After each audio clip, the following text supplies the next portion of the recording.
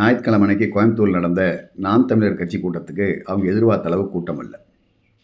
அந்த கூட்டத்தில் பேசின சீமானு இதுக்காக என்ன சொன்னாருன்னா, இத்தனை நாள் இல்லாத இன்னைக்கு போய் மாநகராட்சி நடத்துகிற பொருட்காட்சியில் கலை பண்பாட்டு நிகழ்ச்சின்னு ஆட்டம் போட வேண்டிய அவசியம் என்ன வருது? தனியார் முதலாளி நடத்துகிற நிகழ்ச்சி பணம் வாங்கி கொண்டுதான் உள்ளே அனுப்புவான். இன்னைக்கு மட்டும் கட்டணம் இலவசம் என்று அறிவிக்க வேண்டிய அவசியம் ஏன் வருகிறது? ஏன் வருது? முன்னாடி நிற்பவன் மகன் என்பதால் வருகிறது. இங்கே என் கூட்டம் நடக்கிறதுக்காகவே கோயம்புத்தூரில் நடக்கிற அரசு பொருட்காட்சிக்கு டிக்கெட் இலவசம்னு சொல்லி அரசு அறிவிச்சிருக்கிறாங்க, அதனால தான் இங்கே கூட்டம் வரல அப்படிங்கிற மாதிரி சொன்னார். இப்போ சீமானே என்ன சொல்கிறாருன்னா, எனக்கு வர்ற கூட்டம் வேடிக்கை பார்க்குறதுக்காக வர்ற கூட்டம், அரசு பொருட்காட்சியில் டிக்கெட் இலவசம்னு சொன்னதும் கூட்டம் அங்கே போயிடுச்சு அப்படிங்கிற மாதிரி சொல்கிறார்.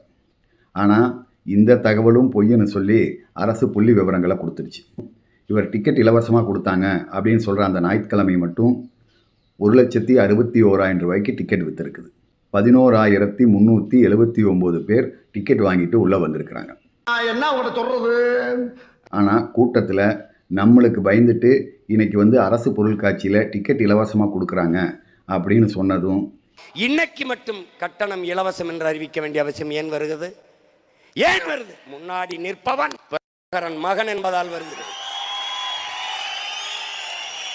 இதை நம்பிட்டு விசில் அடித்தவங்க, கைதட்டினவங்க, ஓன்னு கத்துனவங்க, இவங்கெல்லாம் எவ்வளவு பெரிய முட்டாளு அப்படின்னு தெரிஞ்சுக்குங்க.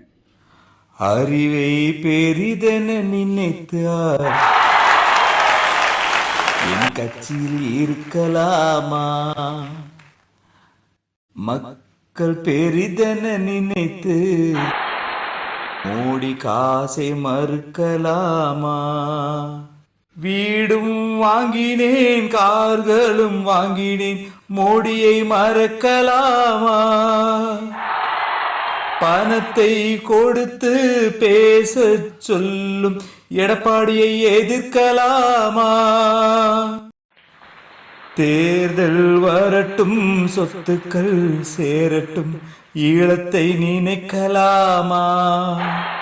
முட்டாள்கள் தோன்றட்டும், பணத்தை இழக்கட்டும், அறிவை வளர்க்கலாமா?